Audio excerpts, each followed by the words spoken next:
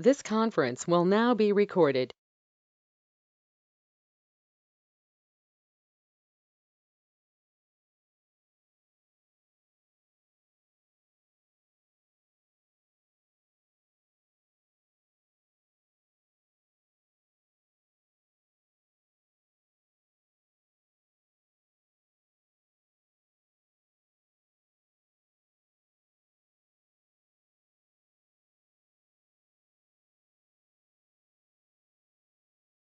Go ahead. Motion by Duplace, second by Peterson. Any discussion on the motion? Hearing none, all in favor signify by saying aye. Aye. Opposed, same sign. Motion carried. Public appearances? I don't see anyone. Nope. Chief's report.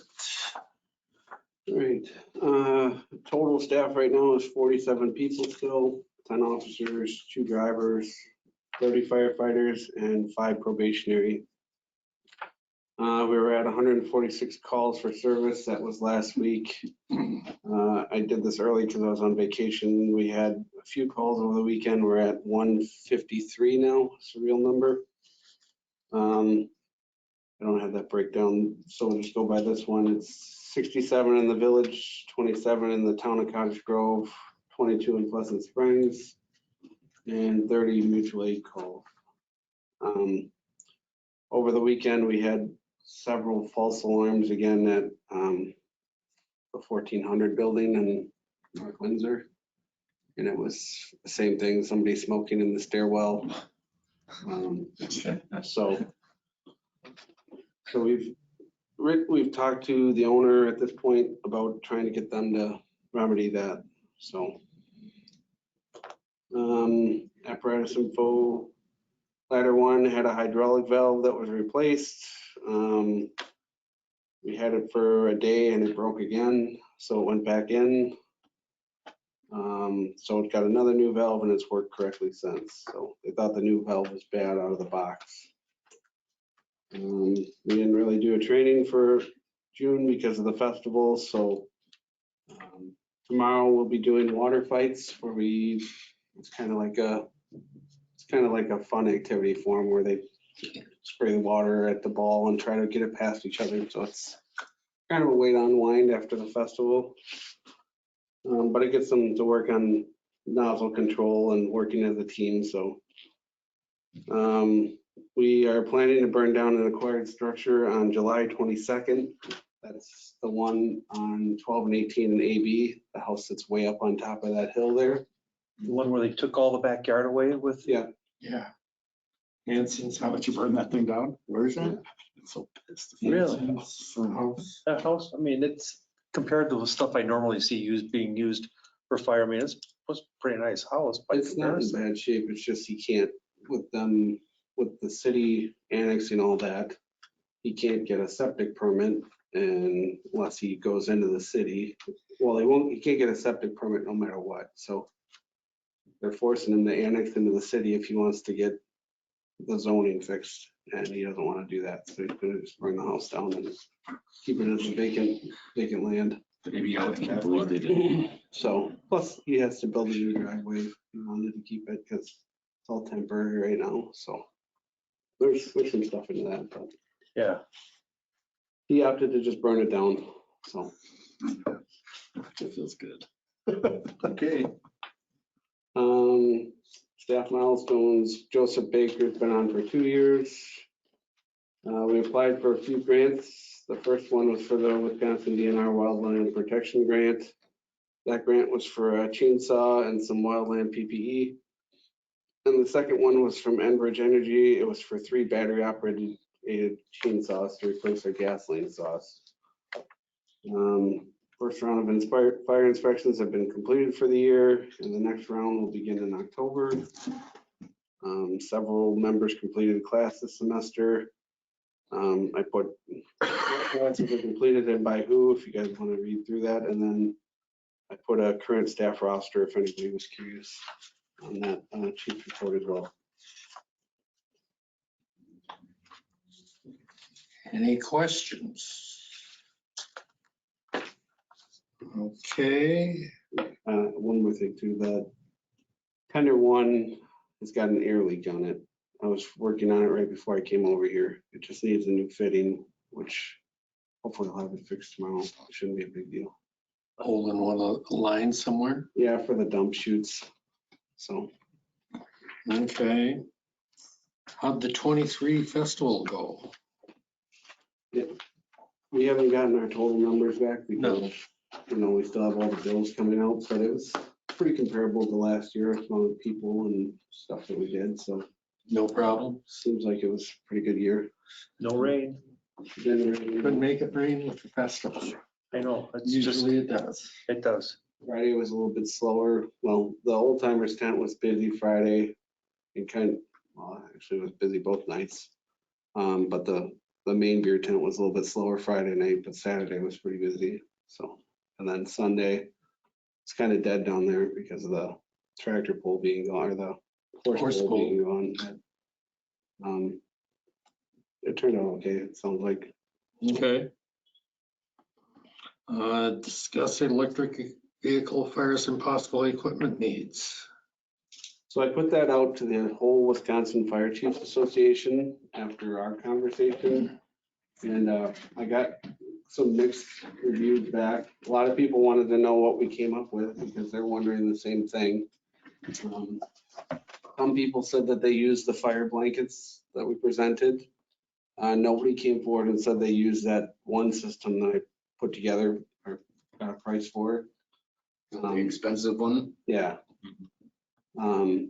Somebody actually said, just let it burn. That was one answer, because really, like, even if you put it out, it's probably gonna rekindle. That's what they're saying, so. Then it would be total. So basically, there's just a large bag of different results that nobody has a good answer for yet. I did get the statistics. In 2020, there were 199,000 vehicle fires, and of those, only 52 were electric vehicles. So it's still a very rare problem, luckily, but as more and more vehicles come online, it's going to be something we have to keep. So we're just going to keep doing research to see if we can find out better info. I did hear that Underwriters Laboratory is actually working on that very problem, trying to come up with solutions for that. So, Okay. so we may look at buying some of the blankets next year or something, but really we're just kind of see what Underwriters comes up with and to keep doing more research. I saw something on the news last week about in New York City, there's a lot of e-bike fires lately. So a lot of people are plugging e-bike batteries in, leaving them plugged in. Do you think, not that I'm trying to compare fires, but do you think, like looking at the stats in your report, are we more likely to have a structure fire because of an e-bike battery than we are an electric car burning in the ground? In the presentation that I saw, one of the things they did say is that a lot of the fires that they had for vehicle fires, electric vehicle fires, was while they were charging. So, so it is possible that something charging could cause a fire. But what I was told is, like, some of the departments out west, if they have a vehicle that's on fire in a garage that's charging, they actually drag the vehicle out of the garage and try to put the house out and just let the car burn. Yeah. Makes So- sense. It was just really surprising that, I mean, there's been multiple bike shops in New York. Granted, it's it's an urban environment, right? This is more suburban and rural. So, like, I mean, we don't have to worry about a bike shop, but having worked at a bike company, it made me pause for a second. I was like, well, when I saw this agenda, it made me also think about e-bikes and, like, Sure. as the proliferation of these lithium batteries take off, they get bigger and bigger, and it takes more and more juice to charge them up. And it's more, And did they say that some of that was because they were using non-OE either No, chargers yeah. or batteries as some of that problem? What it made me think too, as e-bikes proliferate, and the more I ride my bikes, the more e-bikes I see. It's just maybe, I mean, this is all kind of in the same vein, right? Like, it's electrical bikes, cars, it's all the same thing at the end of the day. It's like something that's going to catch on fire at some point. Yeah. I've seen quite a few. I live on Vilas, main bike path, as you know, and Yep. I see a lot of e-bikes, a lot more than I ever thought that I would. Because traditionally it's been the guys with their kits and their skinny tired, dirty speed, road race bikes and, but now it's, more conventionally tired bikes with, you can tell because it's got the big Yeah. front four or the battery pack on the front tube. And And in the next couple months, we'll lose the solar array on Femrite. It'll go to Madison. Yeah, I heard that. Okay. So I guess Nick, like as we, I'm glad you reached out, right? Like it sounds like everybody's kind of in the same boat thinking of how to manage this. Is it, when you add like e-bikes into it, does it change or modify your strategy at all? Like, because like you said, it's usually if a electric car is going to be on fire, it's more likely when it's parked in a garage somewhere than out on the road. Like, does it change operating procedures at all, or give you ideas on how to handle either or? I think for now, we're just gonna have to keep, until we encounter it, I guess we're gonna have to just see how it goes. Cross that bridge when we get there, I guess. Yeah. Okay. Even some vehicle fires, the metals that they have in them, the magnesium in the transmission and stuff, that will burn white. It'll burn white and it'll burn extremely hot. And when it hits water, it actually explodes. So, I mean, it's kind of, we already somewhat deal with some of this when we have a car fire. It's just, we just got to kind of look out for it, I guess, and try to be careful, try to not make it worse forward. I think well, it opened my eyes too, because I saw some of the pictures of e-bikes catching on fire and just how fast some of these metals will, I mean, they're bombs, they explode. This isn't like, it's not kindling. Like a garage could go up in flames faster than you could call 911 in some cases. So it's like, I don't know, opened my eyes to something I hadn't really considered before. Sure. I think there's different things you can start advocating for if people are gonna have those types of things in their houses. Fire, like us as a fire department, fire prevention, education, on proper use and storage of those things. NFPA is researching it and looking at code adoptions and code revisions in relation to those types of new technologies that are coming out. So as the standards go through processes and updates, the technical committees review those types of things.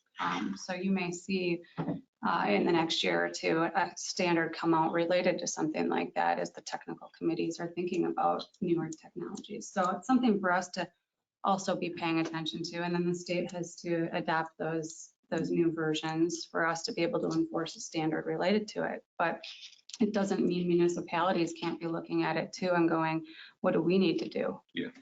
As far as different ordinances related to certain things like that. So it's something that you could always think about if you start to see a rise in related to those types of hazards, which we're not seeing it right now. But if all of a sudden we are, it might be a discussion we need to have about something like that. So at least it's on all of our radar. We know it's a possibility. But I think right now, fire prevention and education is totally key for us to be educating on that potential hazard that exists. We can do that through social media and through a lot of the events that we have. At least you want to unplug everything before I go to bed at night. Yeah. Thanks again. Okay, moving on, discuss, consider new locks for emergency service building. So that quote there is something Chief Lane got put together. That isn't just for our building. He quoted for Deerfield's building too. Obviously, we're not going to pay for Deerfield's building. That would be for them to figure out on their own. So our number of locks that we would need would be 6.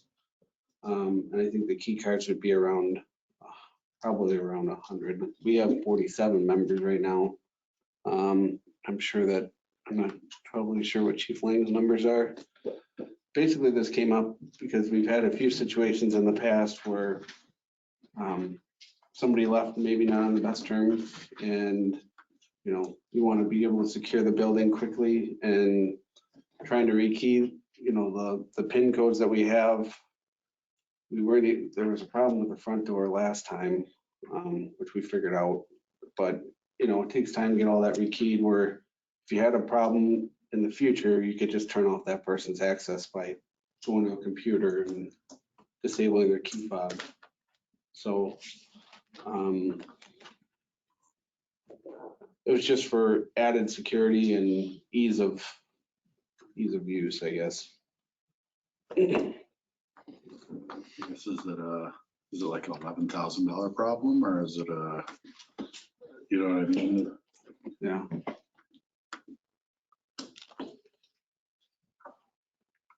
Chief Lane joined. Eric's on. Can you hear us, Eric?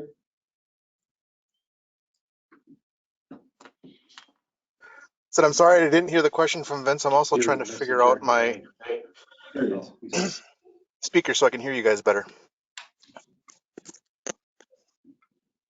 But go ahead, Vince. I didn't hear your question. No, I was, is this a convenience thing, or is there truly a risk? I guess my Well, question is it an $11,000 problem, or is it a once every 3 years problem where you have to get some? right now, literally, we're all using one code, which does present a security risk. Now, our instance of occurrence is limited, which is good for us. But also, all it takes is one person to know the code for any length of time, and they have access to $10 million worth of equipment. Whereas if we had individual door codes, we could first off know who was accessing and when, if there was a problem, and be able to very quickly control who does or doesn't have access without the need to affect every single member on the department.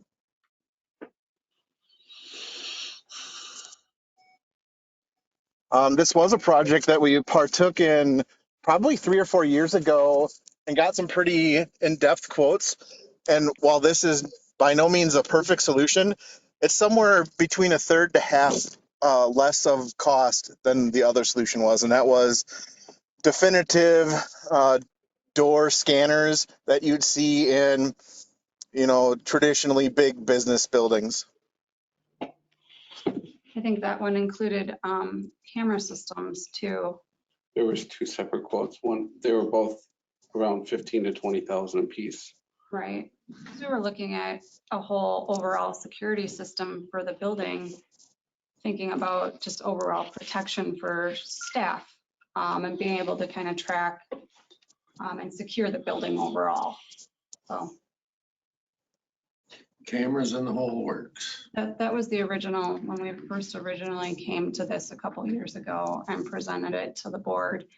So this one is really specific to just the doors, and with both agencies, we have a certain level of turnover, where we might have staff leave, and we want to just be able to shut it down and say, okay, they're gone, and kind of not have to worry about changing door codes every time we might have somebody leave an agency.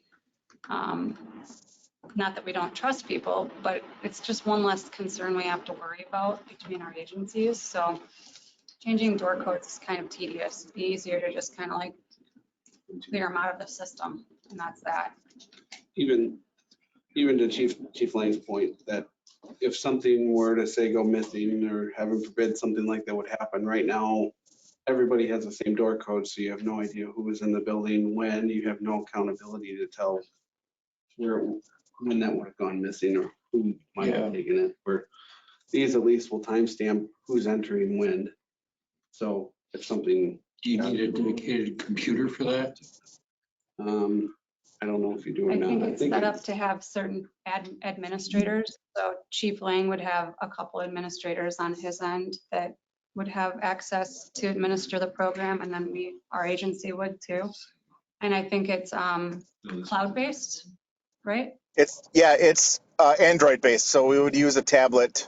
Well, they could be cloud based, but that's $100 per door per year if we wanted to access them from the internet. So our solution would be having them on an Android-based tablet, and all you would have to do is go to each door and reprogram them by a push of the button from the tablet to the handle, rather than a physical reprogram of each individual door the way we do it now. The database of users would be held in the Android device. We already own one of the Android devices we would need to use.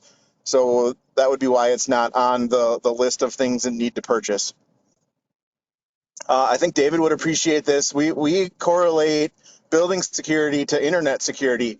We would never ask our members to share an email account and have the same email access for those purposes. So we should kind of move to modern technology and do the same for the building. So if you have to remove someone's access, like their it's key fob, right? Yeah. You take the tablet to each door, sync it up, like Bluetooth it or something, and then just go to each door. Yep. Eric, would we have to do that, or could we just remove them from the system and it's done? No, we would have to remove them from the main operating system and then go connect to each handle to remove them completely. So there is a little bit of work involved, but it's still much easier than what we've got now. Yeah.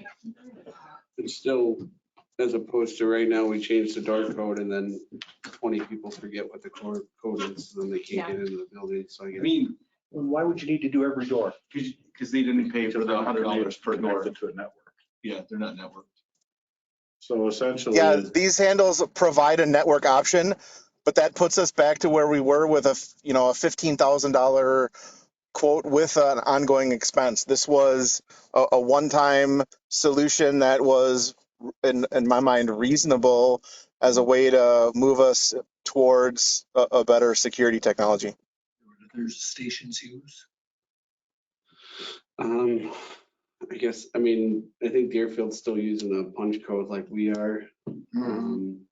But as far as like Madison or some of these full-time departments, I think they're using more like the key fob access. So. Yeah, they're using the defined security system that will require a server to manage and roughly about $1,500 per door to install. And then each staff member will get either a card or a fob to be able to scan in through each whatever door they decide to do that to in each of the buildings. I just feel like if you're gonna do it, you should do it for real. And the fact that you have to go, because they're Bluetooth, and I think these are technically schlogs too. They're technically what? I think Schlag makes these. Oh, And then, Schlag, yeah. then a third party kind of. Yep. Yeah. And every cop I've ever known never liked Schlag. So. So those were too easy to pick. Oh. I don't know, I'm not a lock expert, but I am an IT expert, and the notion of having to take an Android tablet to every door when you want to rekey them just sounds like a gigantic hassle. Like, it's, to me, and this is my personal professional opinion, like for 11 grand roughly, to not really buy you much more. I'd rather see a different quote, I guess. Well, we're actually, Yeah, okay, it would be under 5,000. ours would be about 5. Oh, This I'm just includes looking at the Deerfield. packet. Yeah. Like I was saying earlier, this includes the price for Deerfield Oh, okay. stores as well. Fair. And obviously, we're not going to buy Deerfields Yep. from them. No, but I mean, even then, it's like, there's so many options out there. It just feels like it's an ounce better, but I feel like there's enough vendors out that there's gotta be something. Well, I have a smart lock at my cabin up north, and I can put 100 codes in this thing, and I can give you one, and I can give you one, and I can give you one. I give everybody I know one if I want. I can go and log into my Nest app. Exactly what these do for 800 different people. What's that? But it's Nest though. I said these do it for 800 people with fobs and codes and if some wanted. Yeah, I'm in agreement with David though, is if you're gonna spend it, just do it, get it networked. I guess, tell me, like, what does Sunbury do? I'm just trying to compare, like, what, because it helps in my mind, right, like Madison, Milwaukee, right, like that's, you know, facilities manages that, right? So like it's a full-time option, but like when you look at comparable apartments like a Sun Prairie, Verona, Stoughton. My experience with Sun Prairie is that they did exactly what the other departments did, that the whole city runs the operation and they're all, you get a card upon hire and your card allows you access in. You leave on good or bad terms, they deactivate your card and you no longer have access. But it's all system and server based. Yeah. Which is something that we had quoted once already and got told it was too expensive. So we tried to find a different alternative that wasn't as expensive and was potentially palatable to be able to get us to move forward. Is there a security system over there? No. Only reason I ask is like if there was, that'd be a good vendor to go talk to. So I think like 2019 it was, so it's like right when I first took over being chief or whatever, the JFC asked me to get a price together to do key fobs on all the doors and a camera system. And we presented that, I think each one was right around 15 to 20 grand for each side of it. So the cards were like 15 to 20 grand, and then the camera system was another 15 to 20 grand to do. You know, obviously they make cheaper residential style camera systems, but I mean, you're looking at a bigger building and. Commercial, sure. So you said to get this networked, it's $100 per door annually Yeah. I think that's. Per year. per year? So that would be. Why do we have to do Yeah. all of the doors? Well, we didn't do all the doors. We're doing the two on the north, the door to the dumpsters, the door to our EMS quarters, and the door to our supply room, and the one door in the basement that has a lock on it right now. So it's not all of the doors, it's those 6 that we use the most frequent. So what you're doing then is creating a second line of security once somebody's in the building. So in other words. EMS quarters. and EMS. Right, but I'm saying, why couldn't the EMS quarters still be your same code that we've all used, that we change periodically to get in and out of that? Why do you need to have your card to get in there? Because if you got into the building and you knew the code, then you got into the EMS quarters where someone could be sleeping and unknowingly have someone enter. All right, isn't the purpose though of having all these key fobs and everything else like that to keep people from getting in? I understand, I'm not trying to downplay your concern about security, chief, but at the same point in time, I don't know that multiple layers, inside a facility are necessarily going to be needed. I mean, like, are you going to put one on your supply locker too, or on the supply closet? Yes. Yeah, well, if you trust somebody enough to get in the building, if I work there, you gotta be able to trust them that they're not gonna be stealing supplies, right? Well, we carry some potentially pretty dangerous medications in there, so we'd like to control those better. correct, but chief, Plus, I mean, the fire department has access to the building, but we wouldn't have we don't currently have access to their med cabinet or their. correct, I know you don't, Supplies. and it's a combination So you- keypad to get in there, and only limited people have access to the supply cabinet. And if one of those individuals becomes persona non grata,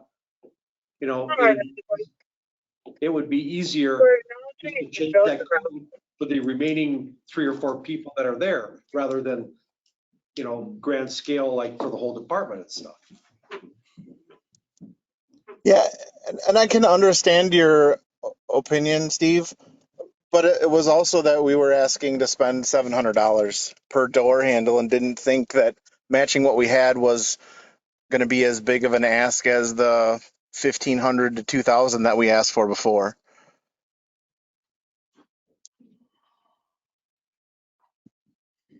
I feel I'm not necessarily against what you're proposing, chief, but I do sincerely feel that this will be a short-term stopgap measure until such time as, whether it's us, yourself, the chief, the fire chief here, have decided, nope, this isn't good enough anymore. We need, and you'll have your legitimate reasons. But I'm just saying that we're gonna end up at the big dollar Same point. system, at sooner rather than later. I'm not saying next year or even 2 years from now, but, So a couple extra details. Locks and Unlocks team and heard what the concept was requested, and said that our solution that we had presented, because we had found this option before speaking to Locks and Unlocks, that our solution was not any better than something they could find for us unless it was the defined security system.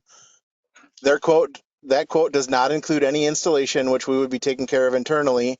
If we asked Locks and Unlocks to come out and install, it would be about $200 per handle, depending upon what their fee is per and how many hours they take to install.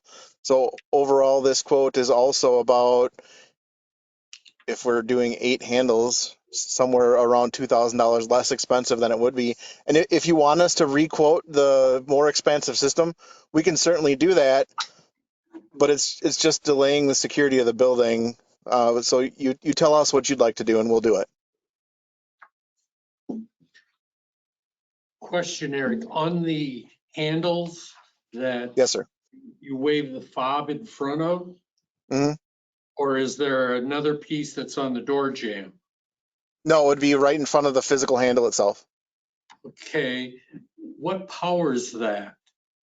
Is that battery powered or is it hardwired? Battery, yes.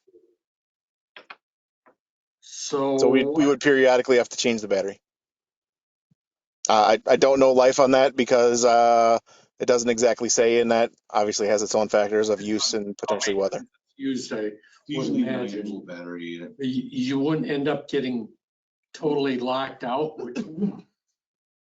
No, it still has a key to it, and I would highly doubt that all of them would lock at or will run out of battery at the exact same time. And we still have the front door, which should be a completely different system. So Chief, these aren't the door strike, on typical fob type entries, there's a door strike that pops open when you swipe it. That's not, this is not that. This is the mechanism of the lock. Inside the handle, yeah. Correct. It's very similar to the locks we have now. It's just electronic and has an RFID reader to read the fobs. Any idea what the estimated lifespan of the system is? Is it 5 years, 20 years? I would guess at 10 years. I don't know that some of these have been out long enough, this particular version. It is a commercial version. But the ones we've been using now are original installation in some spots. Yep.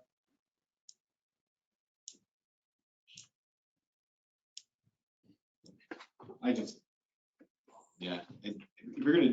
you're gonna do it, might as well go big. That's kind of how I feel about it. I mean, like, I'll come back next month with I think it's like, the way I look at it, right, like in the world that we live in today, right, like it makes sense to have cameras, it makes sense to have key fobs.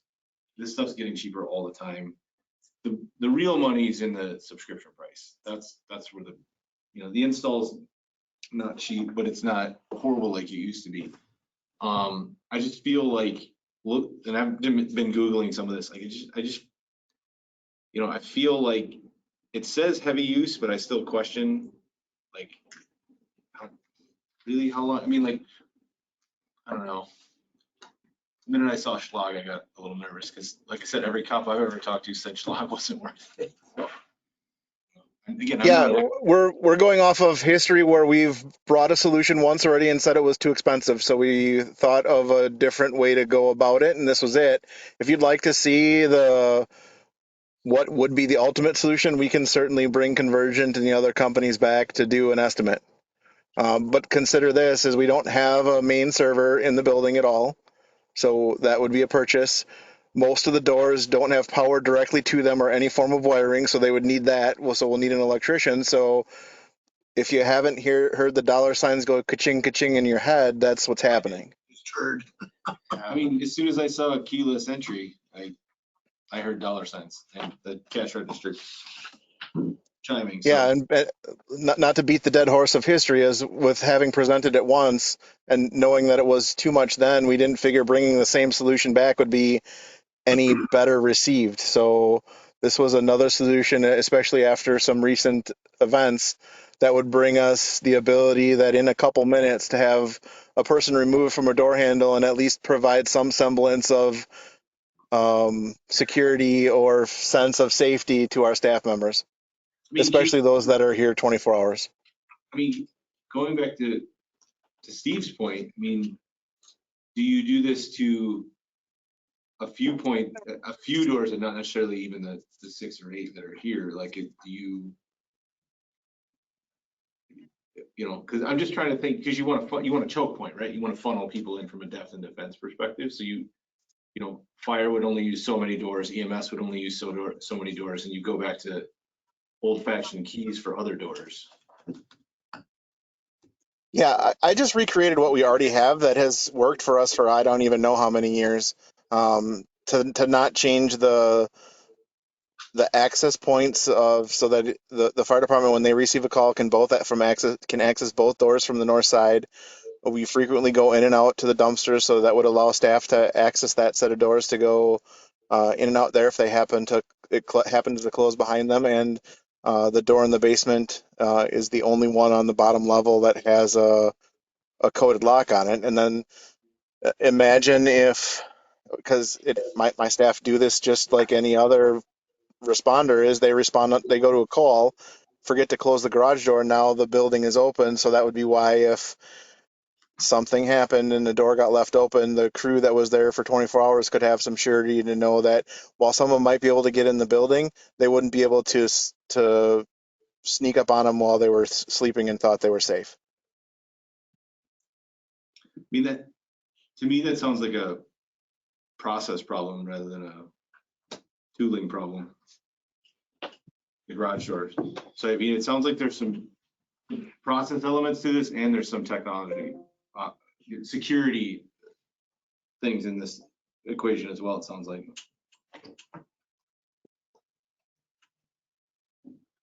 Have you talked to the PD, either the town or the village, About but in terms of security? I'm just trying to think outside the box, right? Like there's because what I'm looking at here is a quote for a handful of doors. And I think the spirit, I think we all agree in spirit I think we all agree with this, but it's just, I guess you're opening up a can of worms. Is there another way to look at this problem? Are there other people that we can talk to that might have a more informed opinion about security, either from a technical perspective or from a process perspective? I think we're in a high populous area at this point that security is Timers on the a doors? bigger concern How come? with the increase in population and increase in crime. Too many times. That we should be looking at something like this at this point. There may be other parts of the state where it's less concerning. So you see emergency service buildings, fire stations where they don't have security systems installed. And that maybe wasn't a concern for us in the past because we didn't have growth and we didn't have a large population and everybody here wasn't like related, right? Or neighbors or something like, Sure. you know, just different. It was, but now our population is exploding and crime is somewhat increasing and it's just it's a different type of environment. And we do have different concerns, even amongst our own staff sometimes when we are removing somebody or we have something happen in house. We need to know that we have the safety and security to be able to lock a door and shut a door. Sure. Or even if somebody approaches the station, that we can shut a door and secure the building. That is something that is really important to our staff to be able to feel secure in their workplace. And so even though we're a public building and a public entity, I would say that PD probably feels the same way. They want to be able to shut the door and feel secure and safe in their own environment. Village Hall, you've got a secure place where doors are locked and you guys are safe and secure. And so I think it's something that we need to be able to be thinking about as far as being able to transition and secure people out, and we need to secure them out. And right now, we don't have that ability to be able to change a code like that. It's very complicated to change the I code. mean, you're kind of making my argument for me. So- Like, the idea that I have to go door to door with Yeah. an Android tablet, it's like, That's like, an intruder's coming in, it's like, hold on, let me go grab my tablet so I can change. that the is a lock. complicated process. I will tell you that that is going to be easier than the current Sure. process. Understood, but I don't know. I'm all about depth and defense.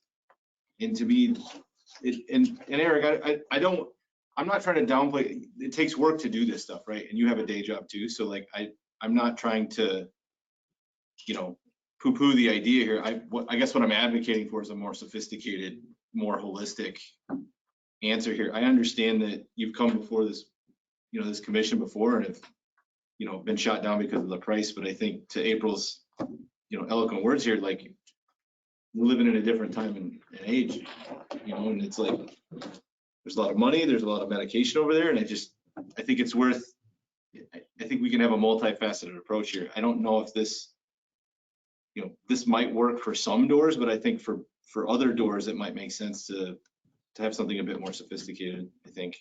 I don't know.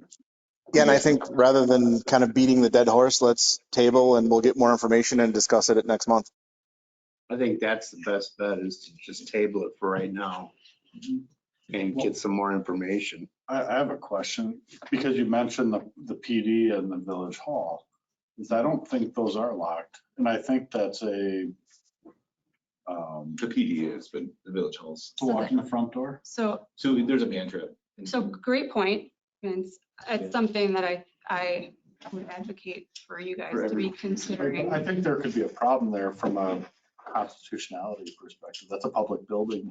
Right, there's public common spaces, Right. like the common vestibule, the area where they walk up to the front door, absolutely. But there's also a private area for employees, and that area should be secure and safe to protect the staff. They should have a place where they can feel safe and secure in the event that, and I don't want to speak for PD on behalf of PD, but there needs to be a certain safe area or safe haven area for employees. So it's something to be kind of considerate of for your employees and your staff and your public workers. Is this in the budget? I would be fine with it, but if it's not, then we just gotta figure out where the money comes from, right? We have the ESV repair fund, which we could pull from, and thankfully it's June, almost July, but I think it's the ongoing maintenance is always the big question.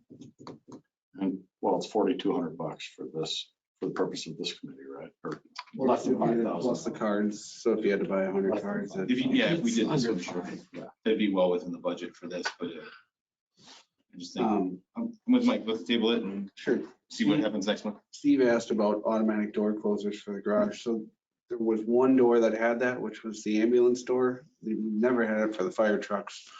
And the reason is because somebody opens the door, they're doing some work, and then you get a call and you go to pull out and the door starts closing and it doesn't stop. And Yes, then it will. You can, because of the fact that one of the storage facilities that I operate over in Watertown, we have 4 bays, and all 4 doors have timers on them because to encourage people to pull all the way in, the door closes. We have sensors that go from 0 to 8 feet. So if there any part of that, the door will not close. So whether it's an antenna, the end of a tailgate of a car sticking out, whatever breaks that from 0 to 8 feet beam will not, if the vehicle or the door won't come down. Yep, And- all the front doors have beams now. The back doors do not. So the squad door and brush one's door, those do not have sensors on them yet. But all the front ones do But now. is it just the little ones similar to what we have I at mean, all? they're the laser ones, but they're pointed at an angle. So the one sensor is 6 inches off the ground, the other sensor is 4 feet off the ground, so Okay. it I doesn't. mean, it's give better a- than just having the ones like we have at home. But like I said, these were, I may exaggerate a little bit. I'm sure it's almost 6 feet though. Sure.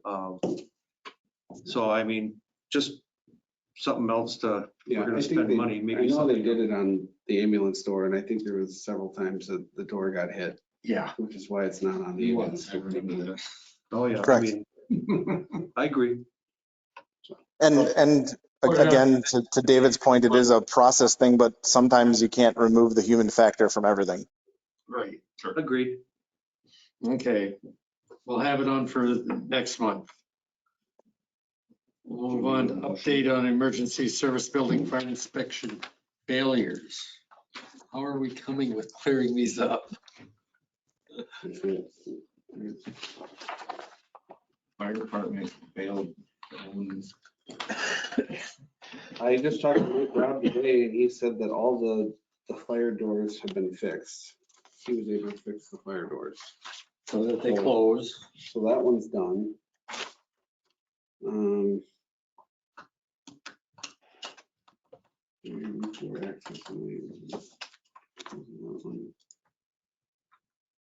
That looks like a door seal for this one, the exterior one for the weight room. This heat detector one, that's been fixed. And the alarm equipment, that's why the sensor. That's why it went up, because the of that. sensor is bad, but that's been fixed. And the elevator operation, and it says it was last inspected 9/21, but Schindler's been out, done. Every inspections. quarter. They come out all the time, so that's. Apparently the most recent inspection documentation hasn't been left, which is. Didn't leave you a new cert for the Yeah. inspection. So they need to put a copy. I paid it every quarter. Pay the bill. I want my. I think all in all, most of it's fixed. This door seal might not be, but that's, I gotta ask Mike Rob about that one, but I just talked to him today, the exterior, all the fire doors were fixed, he said. Okay. So really this elevator one, we just have to reach out to Schindler and ask why they're not leaving copies of the cert in there. Unless it's the one for the state. TSPS requires that slip that says when it was last, you have to send in your inspection to the state, and the state issues a new cert. So that might be where the hang up is. I don't know which one it is. I don't know, Deb might have been the one doing that in the past, and now that, Kim might not know about that, we've never done it before, but, I think most of this has been fixed already. Okay. Who's gonna check on the certification? I'll find out which one it is.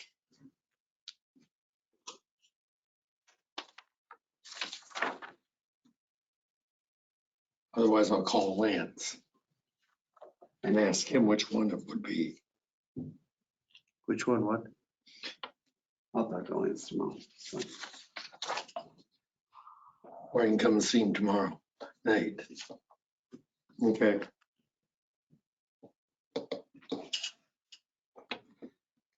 All right, discuss payment of tender one, or when's it coming? So I texted him again today. The last pictures that I had, it looked like the truck was done minus the graphics. Pierce is closed the entire week of the 4th of July. Every Next year. week. So he said that their inspection is scheduled for the 17th. So our salesman flies down to Florida, does a final inspection on it. If it passes their final inspection, then they set up transit to get it shipped to Slinger. It'll go to Slinger, which is where the dealership is. They'll do a final inspection where we come up and look at it, make sure everything's acceptable. They'll do a full overhaul on it where they retorque all the bolts. They do a full detail on it. And then if there's issues, it'll get fixed right there at Slinger. If there's no issues, then it'll be You get it. released. So thinking probably towards the end of July now, maybe August. With that Okay. update. So, After our last meeting, we did receive the bill and I did send a bill to the village. And talking to John, he said no. So I guess you guys have to have that discussion with him as to how that's going, payment's going to be handled, or if you need help. Yeah, we talked to John. Unfortunately, the tender was purchased under the old agreement, I believe back in 2021. Correct? 2 years ago, wasn't it? yeah, it would have been 2021, I believe. Yeah. I had to go back in my memory because as a village, we talked about it, I believe it was August of 21. I can't remember which, but I know it was roughly that time. And the board had agreed that we weren't going to cover that, even though we were talking about the new agreement. Unfortunately, we haven't budgeted for this and won't have the budget for quite some time. And in talking with the village attorney, this tanker was purchased under the old agreement. And so moving forward, all new vehicles, the village will abide by the new agreement. But for this one, unfortunately, this one is kind of in that interim stage because it was purchased in the last agreement. The village will be unable to pay for this one. Well, I guess I would refer back to, when you looked at what the agreement says, it says on delivery. Sure. It doesn't say when it was ordered, it says when it was delivered. So I'm going to go by that. If you need help with making the payments, I guess that's something we need to talk about, where the town might be able to help you with that. Yeah, I'd have to refer back to the village attorney and village president. Does the old agreement say on delivery as well? No, I believe it just, I believe that's what it the, spelled out what Yeah. the village and town would buy together and what the town would buy by itself. sure. I believe that's why the village attorney is pretty adamant about this. That the village will be unable to pay for this one. Okay.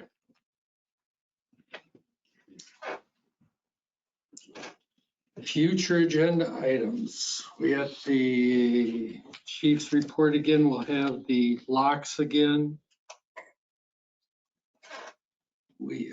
Chief asked for some of the ceiling fans in the apparatus bay have died or making noise. We priced that out a few years ago.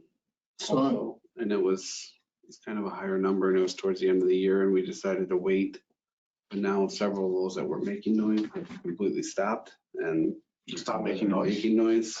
stop running. So we should address replacing those again. So Chris was gonna get the boat refreshed from the electric company. Yeah, from Craig. Right, yeah. Yeah. So I'll have that on. Is there anything else? Does that help with temperature or just? Yeah, so the bay doesn't have any air conditioning, obviously, but it does have heaters, which are all up in the ceiling. So in the winter, we're running the fans one day to push the heat down to the floor. And in the summer, we're pulling heat up off the floor with the fans, so. How hot does it get there in the summer? 80 pretty- plus. 80, 85. Do you have room for one of those? Have you seen those? The brand is called Big Ass Fan. They go real slow, but they're like 20 feet wide. And you just, Oh, one of the big ass ones. yeah, I mean, it's just incredible how effective those things are. I've seen them, but I don't know if we have enough room. Probably not with the truck exhaust system, but Oh, yeah. It's cables. yeah. Okay. Next meeting, 7/24, right after landfill. Anything else? Move we adjourn. Second.